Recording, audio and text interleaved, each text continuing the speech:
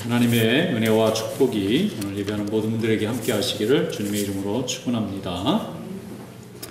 안산의 단원동에 가면은 두손병원이라는 병원이 있습니다. 이 이름이 두손병원이에요. 한 손이 아니고 두 손인데 아마 양손병원이라는 뜻에 가까울 것 같습니다. 거기에 의사 선생님이 황종익이라는 원장 선생님이 계신데 이분이 전공이 성형외과입니다. 요즘 성형외과 의사 선생님들 돈 많이 벌거든요. 그런데 성형에는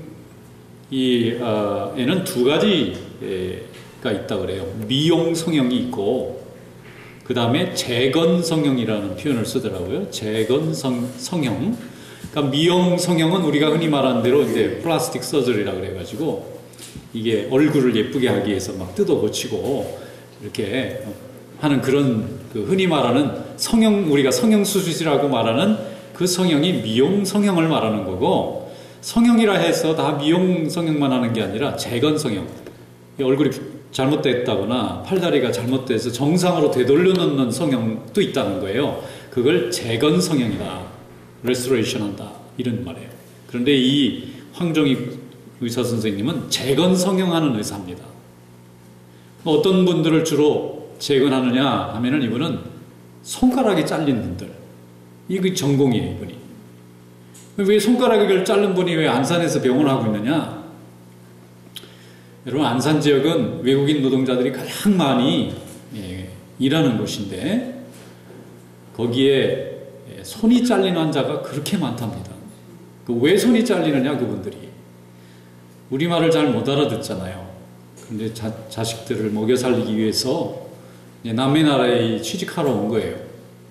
왔는데 기계가 날카롭고 굉장히 위험한 기계들을 많이 다뤄야 되잖아요. 쇠를 자른다든지 나무를 자른다든지.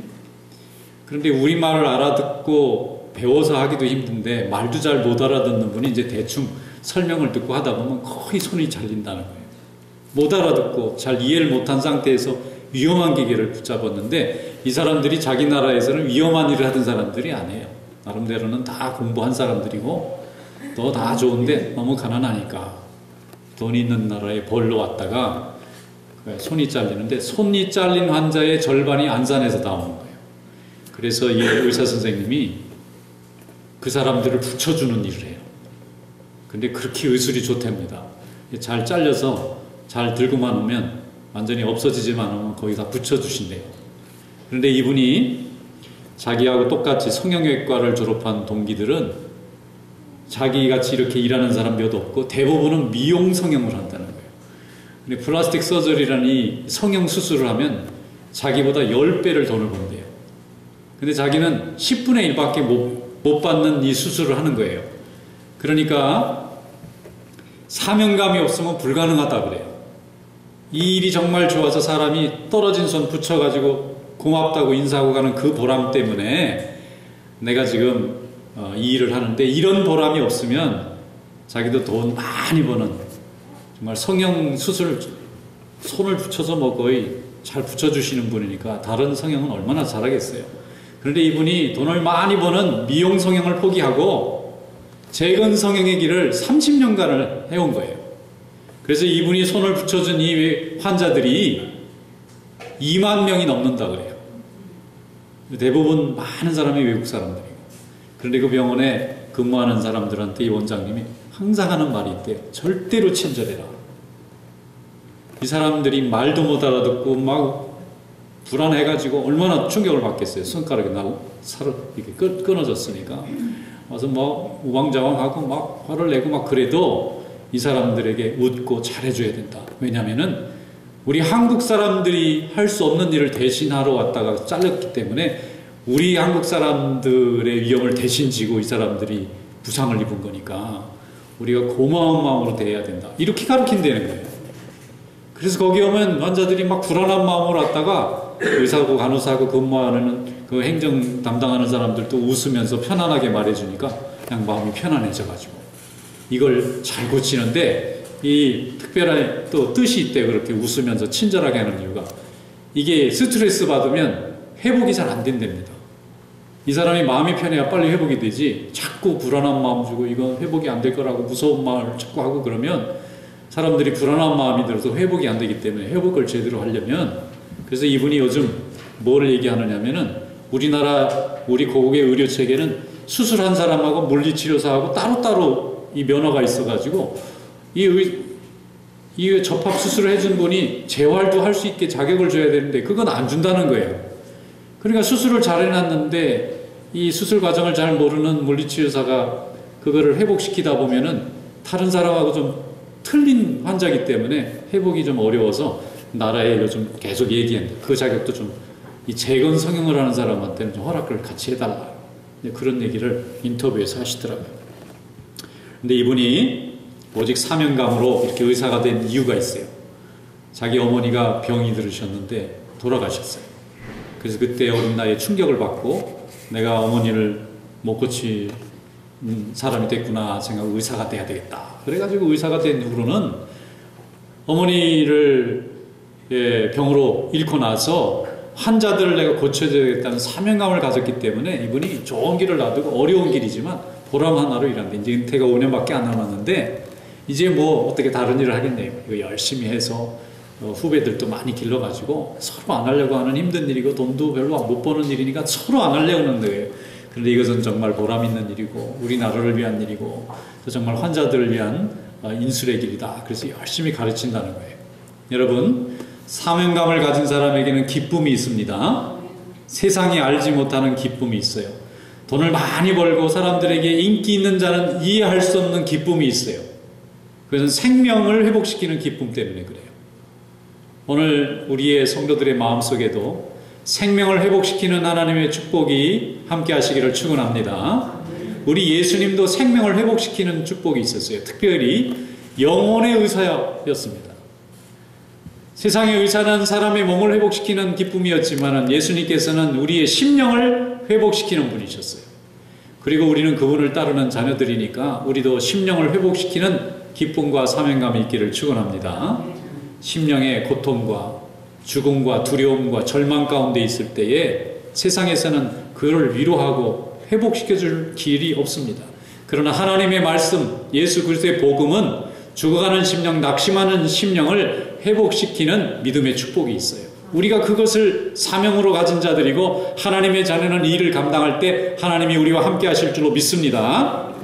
우리는 가끔 하나님 나와 함께 해달라 하는데 내가 하나님께 함께 할 수 있는 사명을 가져야 돼요. 오늘 본문 말씀에 보면 예수님께서 또 한 생명을 살리시기 위해서 분주하게 가고 계십니다. 오늘 성경 한번 열어보겠습니다. 요한복음 11장 3절로 4절 말씀입니다. 다 같이 한 목소리를 읽겠습니다.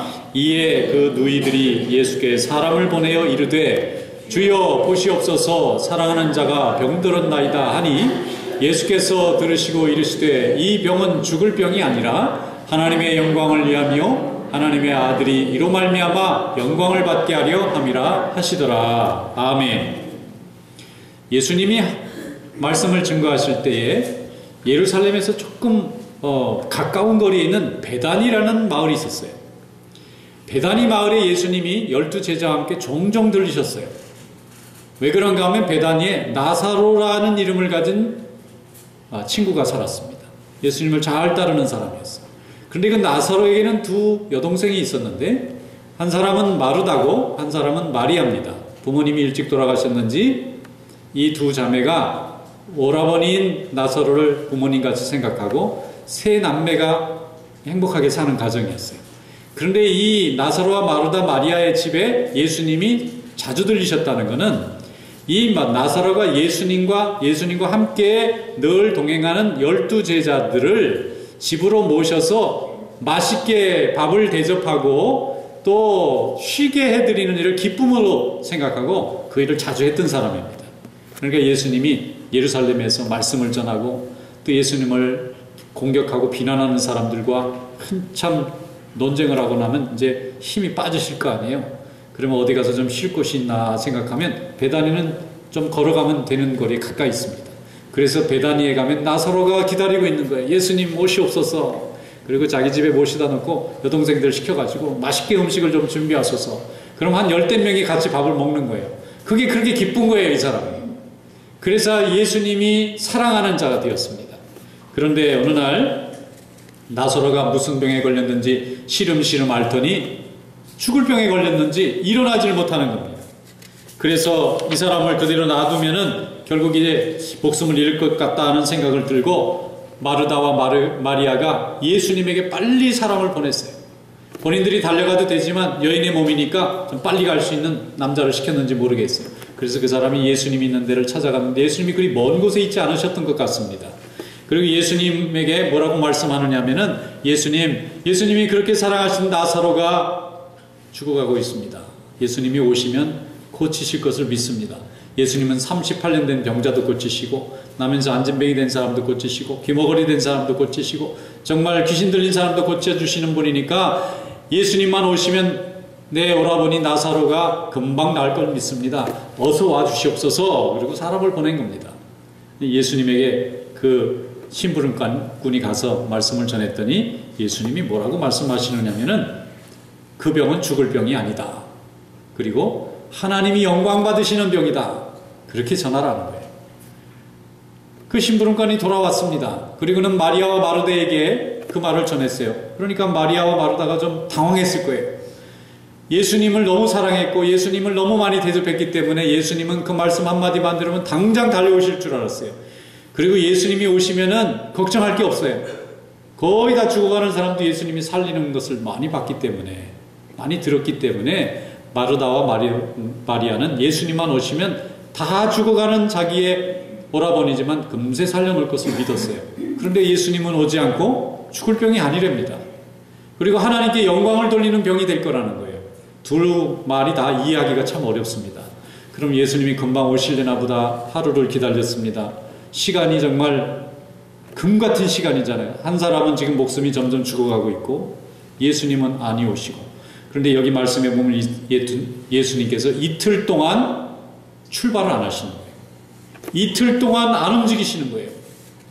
반나절이면 올 수 있는 가까운 거리입니다. 그런데 이틀 동안 안 오시고 거기에서 시간을 보내시는 거예요. 그 이틀 사이에 결국 나사로는 숨을 거뒀어요. 죽고 말았습니다. 큰 충격을 받았습니다. 예수님이 왜 오지 않으셨을까? 말할 수 없는 의문이 생기는 거예요. 다른 사람은 몰라도 나사로가 죽어간다 그러면 예수님은 정말 맨발로 달려오실 분일 줄 알았어요. 그런데 예수님은 죽을 병이 아니라 하시고 하나님께 영광 돌리는 병이라고 말하시니까 이해할 수 없는데 이제는 소망이 사라졌습니다. 나사로가 숨을 거뒀어요. 장례식이 나서 빈 무덤, 그 돌무덤에다 집어넣어 놨습니다. 그때 예수님이 오셨습니다. 마르다는 나가서 예수님을 맞이하고 마리아는 너무 속상했는지 나가지도 않고 집에 울고 있어요.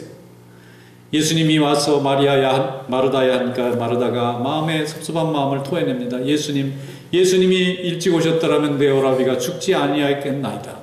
예수님께서 마르다에게 말하지 않습니까? 네가 나를 믿느냐? 믿습니다.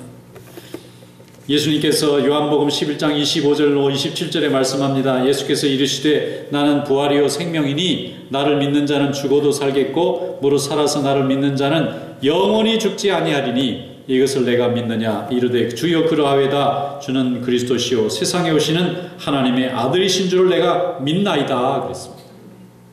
내가 부활이고 생명이라는 거예요.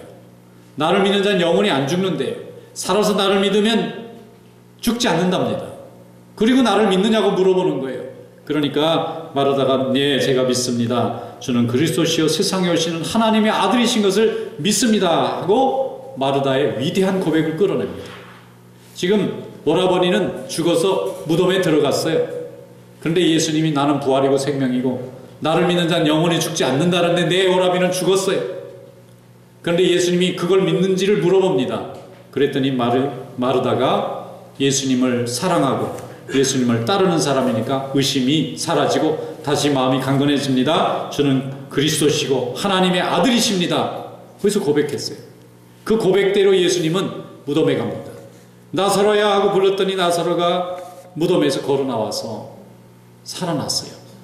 그리고 하나님께 영광을 돌렸습니다. 마르다는 두 번째 충격을 또 받았을 겁니다. 아니 죽은 사람이 살아나는 역사는 너무 놀라운 역사잖아요.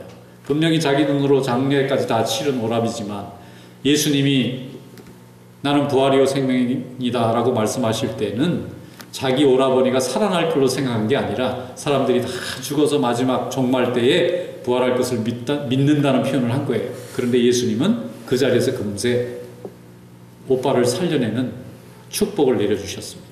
그 일로 많은 사람들이 예수님의 이름 앞에 순종하게 되었고, 많은 사람들이 마음속에 충격을 받아서 예수님을 그리스도로 믿기 시작했어요. 정말로 나사로는 살아났고, 나사로의 이 일로 통해서 하나님이 영광 받으시는 역사가 나타났어요.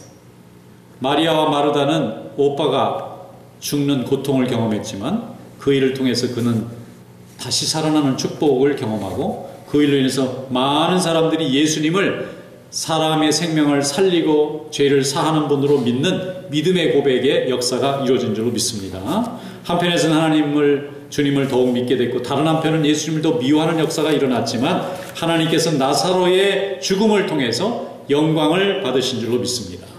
하나님은 이렇게 오늘도 우리의 고통과 죽음과 절망을 통해서, 우리의 고통과 어려움을 통해서 하나님 앞에 기도하는 자를 통해서 하나님이 영광 받으시는 줄로 믿습니다.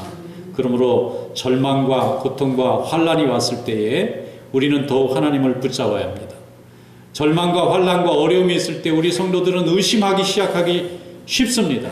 우리의 믿음이 흔들리기가 쉽습니다. 그러나 어려움과 고난이 있을 때 하나님은 우리의 믿음을 더욱 원하십니다. 그때 하나님을 바라보고 주님께 나아가면 나사로를 살리시고 많은 사람들의 마음을 되돌아오게 하시는 하나님의 역사에 우리도 나사로처럼 쓰임받게 될 줄로 믿습니다. 예수님의 존재인 부활이요 생명이신 예수 그리스도를 증거하기 위해서 나사로는 죽어야 했고 다시 살아야 했습니다. 그리고 마르다는 고백을 해야 했었고, 예수님은 그에게 축복을 열어주신 줄로 믿습니다. 오늘도 우리에게 하나님의 역사가 이루어질 줄로 믿습니다. 우리에게 주님은 고백을 원하세요. 하나님 우리에게 고난을 주시지만 우리의 믿음을 원하세요. 그 믿음대로 주님을 바라보고 나아가면 하나님께서 우리를 통해서 하나님의 영광을 나타내는 통로로 우리를 사용해 주실 줄로 믿습니다. 우리는 연약합니다. 우리는 부족합니다. 잘 넘어집니다. 깨지기 쉽습니다. 그런데 우리가 하나님을 바라볼 때에, 또 하나님 앞에 우리가 나아갈 때에, 주님을 부를 때에 하나님은 우리와 함께 하시고 하나님이 영광 받으세요. 이것이 우리 성도들이 가지고 있는 힘입니다. 사도행전 3장에 보면은 성전에 기도하러 올라갔던 베드로와 요한이 나면서 안진병이 된 사람을 보지 않습니까? 이 사람이 자기에게 뭘 돈을 줄까 생각해서 바라니까 베드로가 그를 바라보고 말했습니다. 은과 금은 내게 없거니와 내게 있는 것으로 내게 주노니 나사렛 예수 그리스도의 이름으로 일어나 걸으라. 그는 금보다 일어나 걷는 게 최고의 소원이었을 겁니다. 그러나 그 살아온 생애 동안 누구도 그를 일으켜 세운 사람이 없었기 때문에 돈이나 바라고 그를 바라봤는데 돈보다 몇 배, 몇천 배 더 좋은 건강을 회복시켜 주신 하나님의 역사를 경험했습니다. 그런데 성경은요, 이 사건이 교회가 세워지는 계기가 됐다고 설명합니다. 하나님께서는 120명의 제자들을 통해서 성령의 역사를 경험케 하셨어요. 그리고 담대해진 베드로와 사도들이 그들을 대적하는 자들 앞에서 담대하게 복음을 전할 때에 사람들은 놀라워했습니다. 그리고 하나님께서 베드로의 마음에 감동을 주셔서 나면서 안진병이 된 사람이 눈에 들어오게 하시고 그를 그리스도의 이름으로 일으켜 세웠어요. 이 사람은 나면서 안진병이 된 사람이기 때문에 수십 년간 예루살렘 성전 앞에서 구걸을 하는 유명한 사람입니다. 뭐 힘이 있어서 유명한 게 아니라 거지로 유명한 사람이에요. 예루살렘을 왕래하는 사람 중에 나면서 안진병이 된 이 거지를 모르는 사람은 아무도 없어요. 그런데 하나님께서 이렇게 가장 보잘것없는 것 같은 이 인생을 가장 위대한 도구로 쓰셨어요. 제자들의 마음에 성령의 감동을 주셔서 다른 안진병이가 아니라 그 안진병이를 일으켜 세웁니다.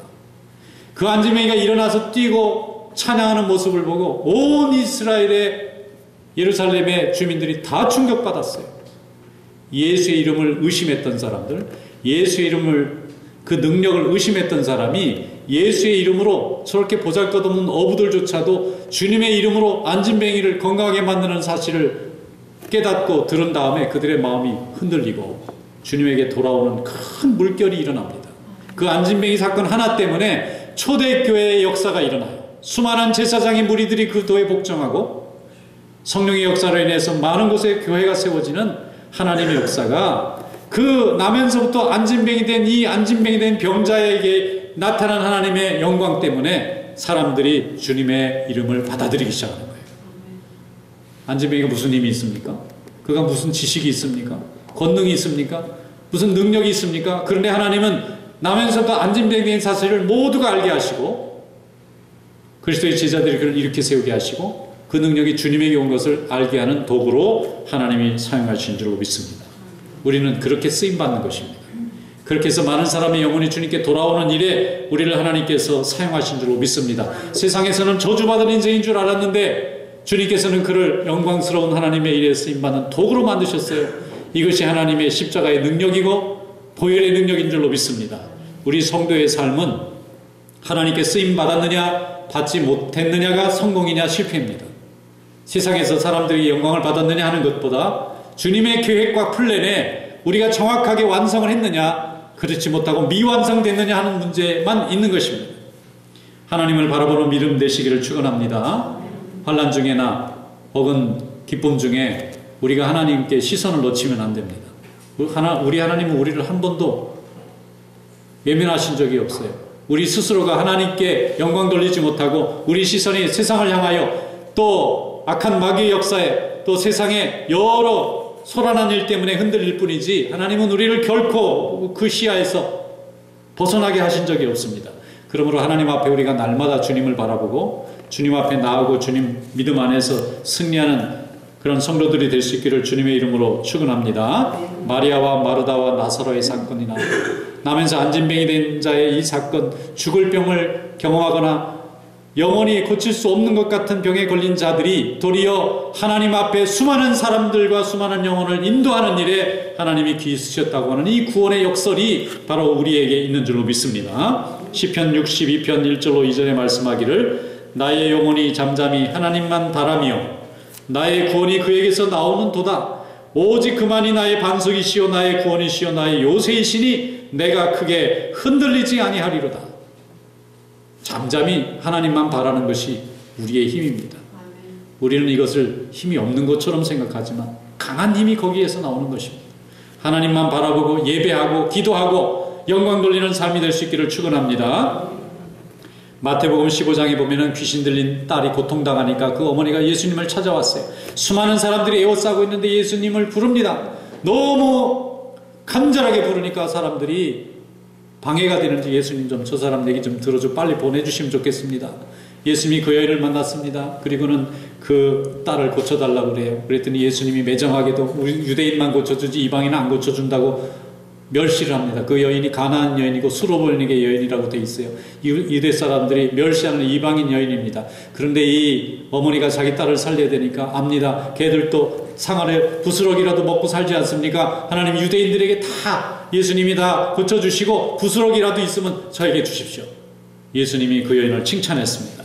마태복음 15장 28절 이에 예수께서 대답하여 이르시되 여자여 내 믿음이 크도다 내 소원대로 되리라 하시니 그때로부터 그의 딸이 나으니라.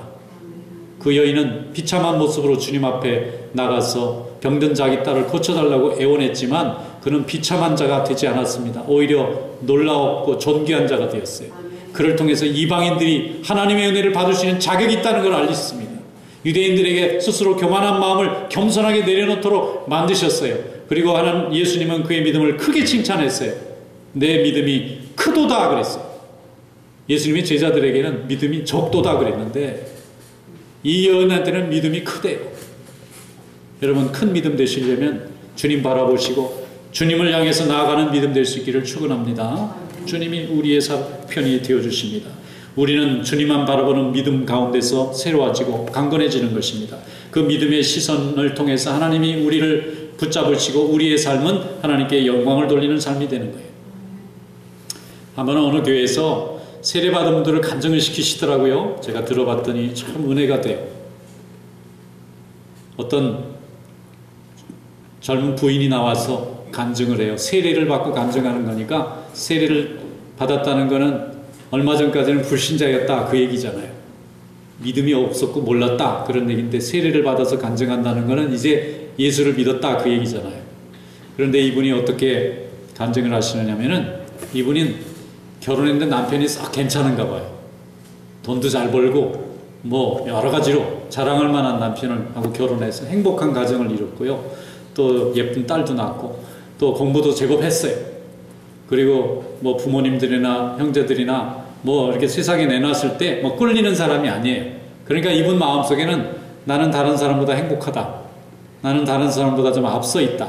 나는 늘 성공한다. 그런 마음을 갖고 사는 사람이에요. 상당히 교양 있는 분입니다.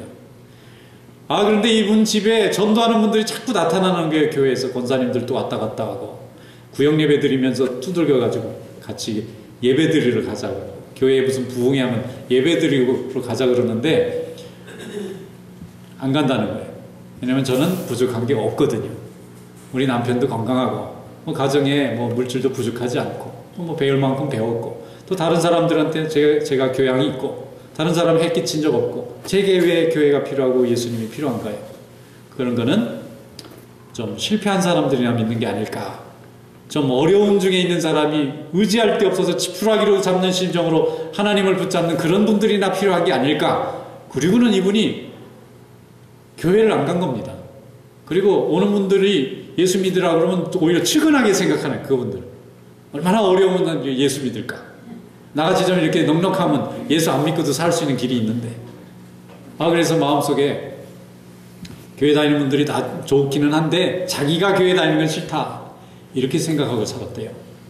그런데 한 번은 백화점에 딸을 데리고 갔는데 아이가 비명을 지르는 소리에 뒤를 돌아봤더니 에스컬레이터에 손이 껴가지고 손가락이 다 부러진 거예요. 막 그 간신히 뽑아냈는데 너덜너덜 하잖아요. 이게 끊어진 이 손가락을 이제 고쳐야 되는데 병원에 갔는데 이게 수술을 했지만 이게 붙을지 안 붙을지 의사가 지켜봐야 된다는 거예요. 그때 이 어머니가 무너져 버렸어요. 하나님 앞에 기도하기 시작했어요. 사람들이 지나가면서 던져준 복음, 부스러기 복음인데도 이분 마음에는 그게 구원의 복음으로 받아들여졌어요. 그리고 깨닫게 된 거예요.